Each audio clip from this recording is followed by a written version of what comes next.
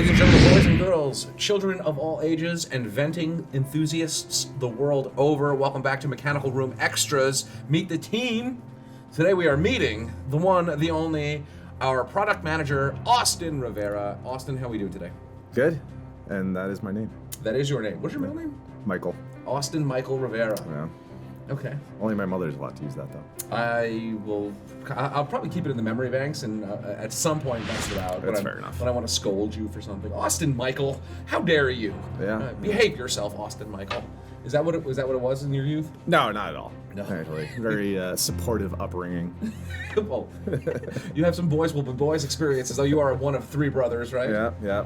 Youngest, too, so. They also are AMRs as well, or ARs. I know they're all ARs. Yeah. There's no, Alfredo and Alexander in addition to Austin. And Alfredo Sr. is my father. It's a family affair over there at the Rivera family. Oh yeah. Yep. as family affairs tend to be. So you are our product manager here, and obviously the banter just goes off the rails because we've become very good friends in the short time that you've been here. Indeed. Approaching 8-9 months now. We figured out the other day. It's like between 7 and 8. Between 7 and 8 months. Oh, yeah. So excellent. So what the heck does a product manager even do at a place where there was nobody in that role beforehand? It's really interesting because you can ask what a product manager does, and depending on the company, you'll always get a different answer depending on the industry, what the company needs.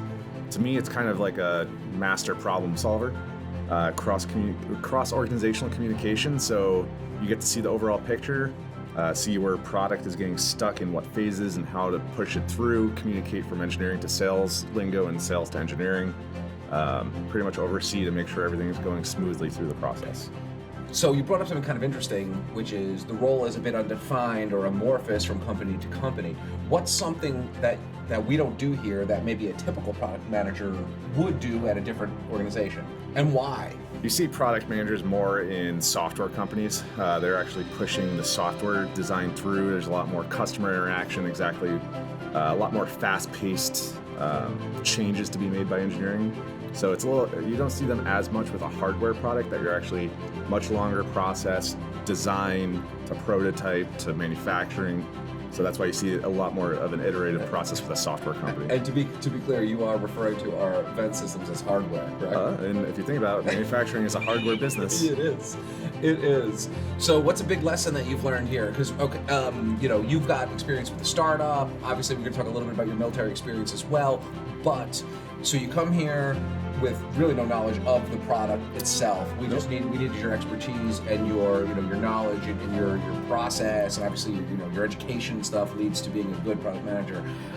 What was like a surprise perhaps in uncovering some of the ways that we had operated without, for a long time. Product management of this company was done a bit by committee. Yep. I handled a little bit of it. Our, accounting handled some of it, et cetera, et cetera. So what was a big surprise? And maybe did you right the ship? Yeah, so as you alluded to, I was at a couple of small startups before this. The most recently being I got on as the fourth person in the company and kind of helped the company grow.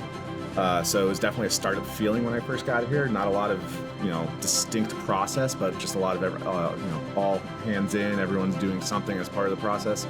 As you scale and grow a company, which is what we're going through right now, that becomes very burdensome to the team, and you kind of have to put process in place. So that some of that process was missing. We were able to, for new product at least, get a process created and start working it. And thanks to our sister companies, Ubink in the Netherlands and Centrotherm Germany, they already had some structure in place that we could use. So now it's kind of copy and pasting that process to other parts of the business. And you were just over there, were you not? I was. So tell us about your time in Duisburg, the Netherlands, and Brilon, North Westphalia, Germany. It was quite eye-opening. They're definitely way more mature organizations. I mean, Ubink's been around for 120. They just had their 125th anniversary. The Jubilee. Yeah, and then I believe Centrotherm Germany, it was like 80 years or so they've been around. So much more mature organizations, a lot of automation, a lot of process.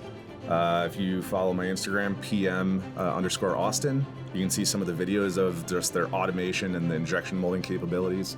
But what they did, they had the same growing pains, and that's some of the discussions we had. And it's really about just getting that process in place and having everyone, follow it. and we'll get through to the other side. Excellent. Well, I'm personally glad that you are here because I am not good at some of the stuff that I was tasked with, and we need someone like you who is very organized, very process-oriented, and very orderly to do the stuff, the tasks of a product manager. And, you know, some jazz piano player who happens to be the marketing manager was not the strongest candidate for a lot of that stuff. It's okay. You're a creative mind. I appreciate that. Yes, and you need a little bit more of like really, you know, a process kind of, you know, like an engineering approach to really handle those tasks. Yeah. So, yes, so some of us are not well suited to that. Well, kind I of think stuff. on top of, you know, the company growing and the team growing, there's a lot of personal growth that has to happen as well, and that's amongst everyone. Even the, you know, someone that's been here from day one to someone that just starts and it's coming from a bigger company. Everyone has their own personal growth in what the organization needs exactly. Certainly, and you've actually been here now to see a lot of this evolution taking place right beneath our feet, let's say. Yep. So I know your wonderful wife, Megan, and I have been to the farmstead. Why don't you run down the roster of animals that you've got currently at the Rivera household? Yeah. So let's see. We got 3 dogs, 2 cats, and 20. I just counted them. 22, 23 chickens. Is there plans for expanding this farm? Potentially. The debate right now in the Rivera household is goats. So we'll find out in the spring. What does caring for a goat entail? It's a good question. So you Probably should do some research. I mean, you have the space for it, right? Have the space, have the barn. I've been told it's relatively easy. A couple of our friends have them, so not too concerned. Is there? I mean, so I know that you get the eggs, let's say, from the Yep. chickens. I don't know if you butcher them for chicken meat ever. Nope, no, they're just hens, so they just lay. Gotcha. So what would it be pet goats, or are you going to be harvesting goat milk? They would be or- pygmies, so little guys, little about yay big. Really, there's not much you can do with them. They So kind they're- of eat. so pets yeah, they're then. more pets, I guess. Okay, They interesting. eat some like thorn bushes and stuff, so you can just kind of let them loose. So you're hiring a landscaping crew, essentially. Yeah, a bad one. One that costs. I have to pay them to land. Where does one obtain a flock of pygmy goats? I actually have a friend who breeds them. Fantastic. Well, that makes it pretty easy. Is your wife pushing for? I know she's animal lover across her social channels. That's what her username usually Yep. is. Is she the one who's pushing for the goats? And Oh, 100%. for sure. And Oh, yeah. you're a little more. I'm reluctant. to me, it's a farm animal, so they have to bring something to the homestead, if you will. Go. If we go, little cartons. Yeah, we'll give you a little jar, a little shot. Put it in your coffee. You got an order for some goat cheese. Yeah, Can you get pygmy goat cheese? What is the process? I don't even know how to make cheese, so I don't know. I if don't. that's Yeah, easy I or feel not. like it would be kind of. I mean, I feel like it would be a lot of work for not that much yield. Yeah, I guess you're probably right, especially if they're small. I don't know how that works. Anyway. So you also hold at least 3 other employments that I'm aware of. So you do some PM consulting and stuff like that on the side here and there. You're also an active member of the Air Force. Is that correct? Yep. So Air National Guard. Air National Guard. And I know that you fly on Thursdays and whatnot, but you're also out and about doing all kinds of stuff. So, like, give us a quick summary of your military history and what you do today. Yep. So I joined the Air National Guard in 2015 as a part-timer. So if you're not familiar, there's active duty Air Force, and then each state has their own militia, if they call them usually. And New York State Air interesting National term. Guard is part of the New York State Doesn't militia. militia sort of imply sort of like an upstart separatist kind of thing? I don't think so. No? Militia. I mean, if you think back to the Revolutionary War. Yeah, that was an upstart separatist thing back then. Well, then there was also like the local. So you had like Oh, the true, Air Force. fair, You fair, had the fair. military, and then you had the militia, which were like your farmers. Gotcha. Okay. So that's why if you ever see the logo for the Air National Guard, it's the Minuteman, which is like the farmer. Oh, fascinating. Okay, interesting. Okay, So, and you fly regularly and you fly all over the world. There's some really interesting photos of you at the South Pole. Yep. So we have a very unique mission at the 109th Airlift Wing in Schenectady. We fly the world's only equipped C-130s with skis on them. So fly up to the Arctic Circle and the Antarctic. It's fascinating to hear that. I know that you've been you've been all over the globe basically, dropping stuff off, and you're in Greenland here and there, and then you're in New Zealand because that's the jumping off point to Antarctica.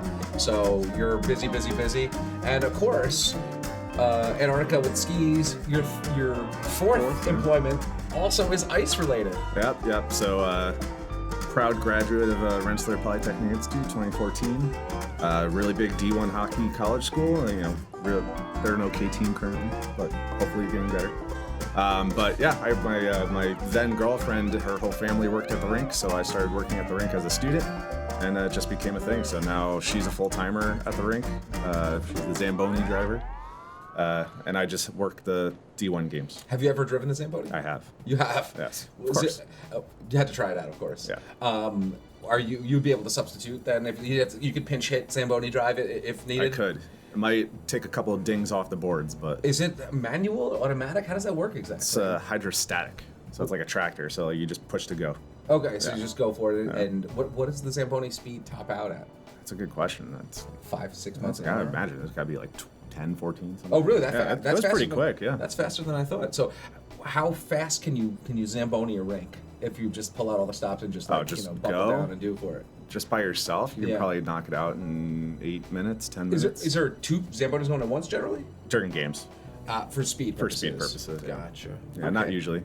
All right. So that's all the employment stuff, Hmm. and I mean, really, it is a big effort to care of 13 dogs, 16 cats, 400 chickens, and also ideate these potential goats into there. When you're not doing all of that stuff in the 14 minutes you have left in the week, what brings you joy, Mr. Rivera? Working on the house, working on projects around the property, So making more things work. making things better. Making I things- like to take something that looks rough and put blood, sweat, and tears into it, and make it something that at the end of the day you can be proud of. So give me an example. Something like what's the current what's on the docket to freshen forgot- up and make pretty. Which open project do you want to hear about? I'm curious. Well, what's on the list then? Let's see, we got multiple outside projects going on, fixing up our barn, making all the electrical to it, making it kind of just sat there dilapidated for a little bit. Detached garage project, so turning a space that was nothing into a finished space for some poker, some office space, something universal use, redoing the basement, finishing it. So lots of long-term projects that Indeed. Well, I thank you for spending a few minutes here on the mechanical room. I'll let you get back to all of that because that sounds like a pretty full schedule for the yeah. next 5 or 6 decades. yes, 100%.